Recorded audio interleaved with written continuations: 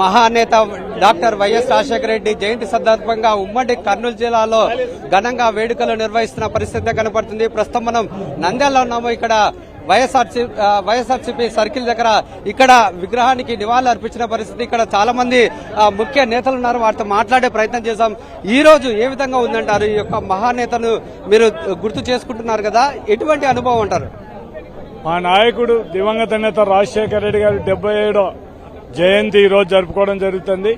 ఈ రోజు రాష్ట్ర ప్రజల్లో చిరస్థాయిగా నిలిచిపోయిన నాయకుడు ఎవరంటే దివంగత నేత రాజశేఖర రెడ్డి గారు. ఈ రోజు ఫీజు రియంబర్స్మెంట్ గాని, రైతులకు ఉచిత కరెంటు గాని, లేకుంటే ఆరోగ్యశ్రీ గాని ఇవన్నీ ఇచ్చిన దాత డాక్టర్ వైఎస్ రాజశేఖర రెడ్డి గారు. అందుకే ఇన్ని రోజులు చనిపోయినా కూడా ప్రజల మనసులో స్థిరస్థాయి నిలిచిపోయిన నాయకుడు మా దివంగత నేత డాక్టర్ వైఎస్ రాజశేఖర రెడ్డి గారు.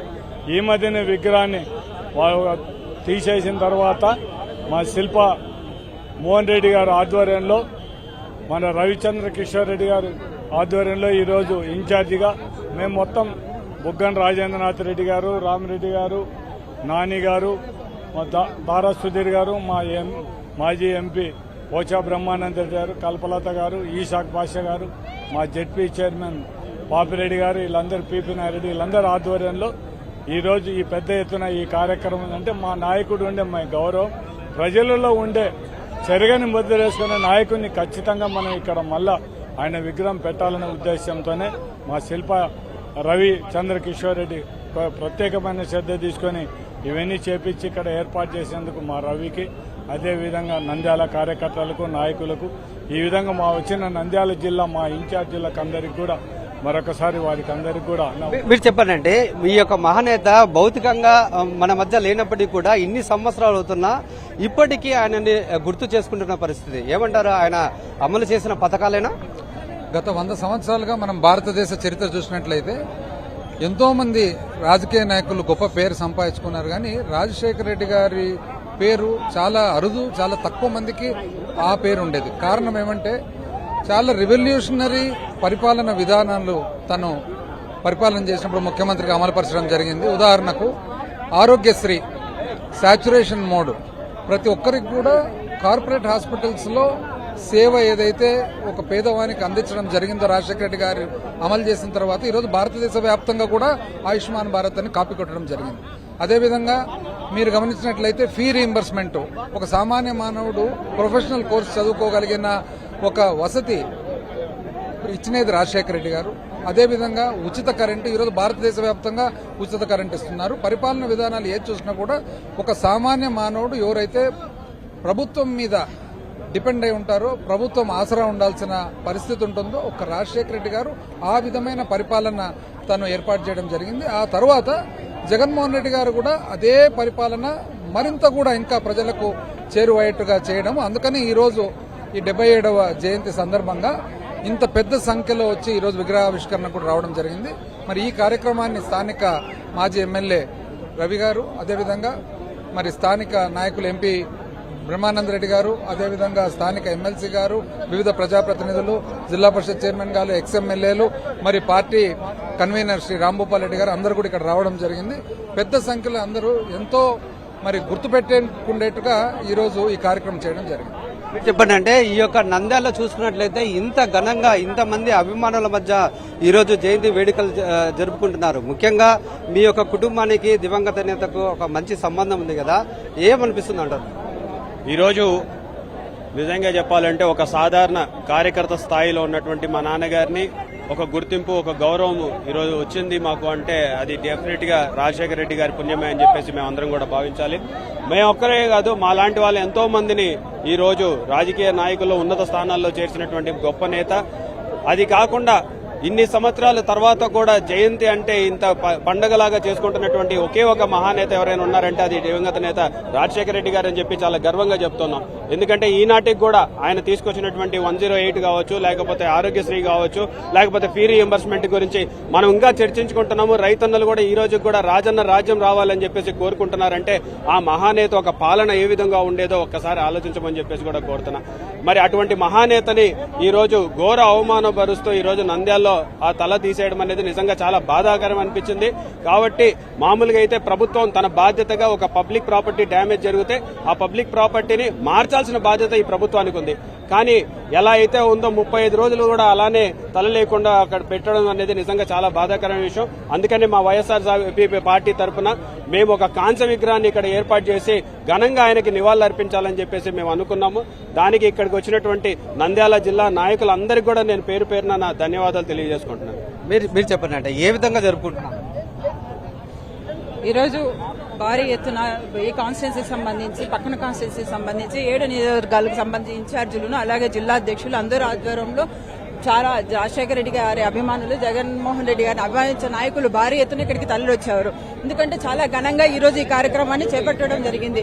ఎందుకంటే ఈ రోజు రాజన్న అన్నా కూడా, వైఎస్ఆర్ అన్నా కూడా, ఏదేమనుకున్నా కూడా రాజశేఖర రెడ్డి గారు చివరి స్థాయిగా 3 అక్షరాలతో ఆయన నిలిచిపోయారు. అదే వైఎస్ఆర్. వైఎస్ఆర్ అంటేనే ఒక బ్రాండ్. ఎందుకంటే ఈ రోజు రాజశేఖర రెడ్డి గారు చనిపోయిన 16 నెలలు కావస్తున్నా అయినప్పటికీ కూడా ఈ రోజు ప్రతి ఒక్కరి గుండెల్లో చిరస్థాయిగా నిలిచిపోయిన నాయకుడు ఎవరంటే రాజశేఖర రెడ్డి గారు.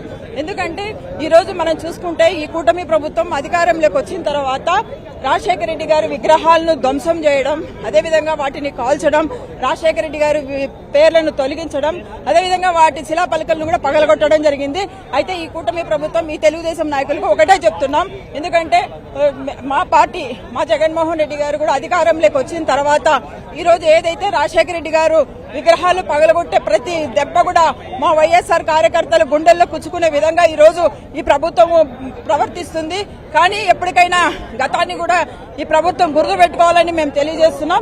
ఎందుకంటే ఏదైతే శిల్పారవి గారు చెప్పారో ఆయన చెప్పిన టయానికి చెప్పిన సమయానికి ఇచ్చిన టయానికి ఖచ్చితంగా ఈ రోజు ఇక్కడ విగ్రహాన్ని ఏర్పాటు చేయడం జరిగింది.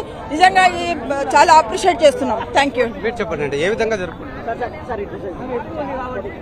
ఈరోజు వైఎస్ రాజశేఖర రెడ్డి గారు 77వ జయంతి ఈరోజు నంద్యాలలో జరుపుకుంటున్నాం. నెల రోజుల క్రితం మన ప్రియతమ నేత రాజశేఖర రెడ్డి గారి విగ్రహాన్ని కొంతమంది దుండగులు పట్టపగలు ధ్వంసం చేయడం జరిగింది. మరి దానికి కూడా శిల్పా రవి మరి సోషల్ మీడియాలో శిల్పా రవికి అనుచరుడని చెప్పి ప్రచారం చేయడం జరిగింది. ఈరోజు ఒక కుట్రపూరితంగా రాజశేఖర రెడ్డి విగ్రహాలను కానీ, రాజశేఖర రెడ్డి శిలాఫలకాలను కానీ ఎక్కడా కూడా లేకుండా చేయాలా, రాజశేఖర రెడ్డి పేరును మర్చిపోవాలని చెప్పి తెలుగుదేశం పార్టీ కుట్ర పన్నుతా ఉంది. ఇది చరిత్ర ఉన్నంత వరకు రాజశేఖర రెడ్డి గారు చరిత్ర ఉన్నంత వరకు ఖచ్చితంగా రాజశేఖర రెడ్డి గారి పేరు ప్రజలు గుర్తుపెట్టుకుంటారు. నేను ఒకటే ఛాలెంజ్ చేస్తా ఉన్నా చంద్రబాబు నాయుడు గారికి. చంద్రబాబు నాయుడు గారు మీకు దాదాపు 77 సంవత్సరాలు ఉంది. ఇంకా ఒక 5 సంవత్సరాలు 10 సంవత్సరాలు మీరు చనిపోతారు. చనిపోయిన తర్వాత ఈరోజు రాజశేఖర రెడ్డి గారి కుమారుడు జగన్మోహన్ రెడ్డి గారు రాజశేఖర రెడ్డి గారి పేరు మీద వైఎస్ఆర్ పార్టీ అని చెప్పి ఒక పార్టీ స్థాపించడం జరిగింది. మొదటిసారి 67 సీట్లు, రెండవసారి 151 సీట్లు రావడం జరిగింది. మీరు ఎన్టీ రామారావు పెట్టినటువంటి పార్టీని, తెలుగుదేశం పార్టీని, సైకిల్ గుర్తును ఎన్టీ రామారావు కుటుంబానికి ఇచ్చి మీరు దమ్ముంటే మీ కుమారుడు ఉన్నాడు లోకేష్ బాబు గారు, మీరు సిబిఎన్ అని చెప్పి మీరు చనిపోయిన తర్వాత సిబిఎన్ అని చెప్పి ఒక పార్టీ పెట్టి 1 సీటు గెలిచినా మీరు రాజకీయాల నుంచి మానుకుంటామని చెప్పి తెలియజేస్తాం. ఈరోజు దివంగత నేత మహానాయకుడు డాక్టర్ వైఎస్ రాజశేఖర రెడ్డి గారి మరణాంతరం కూడా 16 ఏళ్ళు అయినప్పటికీ కూడా ఇప్పటికి కూడా ప్రజలు ఇంత పెద్ద ఎత్తున రాష్ట్ర వ్యాప్తంగా ఆయన పుట్టినరోజుని ఒక పండుగగా జరుపుకుంటున్నారంటే ప్రజల మనసులో ఆయన చెరగని ముద్ర వేసినారనే విషయాన్ని మనం మర్చిపోకూడదు. ఇలా విగ్రహాలు ధ్వంసం చేయడము, ఇలాంటి రాజకీయాలన్నీ కూడా తెలుగుదేశం వాళ్ళకి అలవాటు. 2014 నుంచి 19లో కూడా విజయవాడలో నడిబొడ్డులో ఒక రాజశేఖర రెడ్డి గారి విగ్రహాన్ని ధ్వంసం చేయడం, తీసి పక్కన పెట్టడం, ఇట్లాంటి కార్యక్రమాలు అన్నీ చేశారు. ఈ రోజు ఆయన పుట్టినరోజు పురస్కరించుకొని మరొకసారి ఆయన గుర్తు చేసుకుంటూ ఇంత గొప్పగా మళ్ళా ఆయన విగ్రహాన్ని పెట్టుకునే అవకాశం కల్పించినందుకు చేసినందుకు ఈ కార్యక్రమానికి శిల్పా రవి గారికి, అదే విధంగా నంద్యాల జిల్లా వైఎస్ఆర్సీపీ కాంగ్రెస్ పార్టీ అందరికి కూడా ధన్యవాదాలు తెలియజేస్తున్నాను. అందరికీ నమస్కారం. వైఎస్ రాజశేఖర రెడ్డి గారికి 70వ జయంతి సందర్భంగా మనం ఉన్నాము. ఇప్పుడు నూతనంగా కాంస్య విగ్రహానికి వచ్చేసినటువంటి మా నాయకులకు అందరికీ నా మనస్ఫూర్తిగా శుభావందనలు తెలుపుతున్నాను. వైఎస్ రాజశేఖర రెడ్డి అంటేనే ఒక బ్రాండ్. ఎన్ని సంవత్సరాలు పరిపాలన చేసినారనే దానికంటే ఏ రకంగా పరిపాలన చేసిన దానికి స్వర్ణయుగం అని చెప్పాల్సిన అవసరం వైఎస్ రాజశేఖర రెడ్డి గారి పీరియడ్లో ఉంది. ఆయన ఒక్కసారి మననం చేసుకుంటే ఆరోగ్యశ్రీ అనుకోండి, జలయజ్ఞం అనుకోండి, ఎన్నో కార్యక్రమాలకు ఆయన ఆద్యుడు. ఆయన చేసిన కార్యక్రమాన్ని ఒక్కదాన్ని కూడా ఎవరు తీసేసే ధైర్యం కూడా, సాహసం కూడా ఉమ్మడి జిల్లాలో ఎవరు చేయలేరు. అటువంటి వ్యక్తికి ఈరోజు నంద్యాలలో ఒక బాధాకరమైన విషయం, వైఎస్ రాజశేఖర రెడ్డి గారి విగ్రహాన్ని ఘోరంగా కట్ చేయడము. ఆ ప్రభుత్వానికి సంబంధించిన ఆస్తిని వాళ్ళు ఖచ్చితంగా పునర్నిర్మించాల్సిన అవసరం ఉంది. కానీ వాళ్ళు చేయకపోవడంతో మా శిల్పా మోహన్ రెడ్డి గారి ఆధ్వర్యంలో శిల్పా రవిచంద్రకిషోర్ రెడ్డి కాంస్య విగ్రహాన్ని ఈ రోజు ఇక్కడ జయంతి సందర్భంగా చెప్పినటానికి వేయడం చెప్తే నేను మనస్ఫూర్తిగా చూసుకున్నట్లయితే ఈ యొక్క ఉమ్మడి కర్నూలు జిల్లాలో ఏదైతే ఈ యొక్క డాక్టర్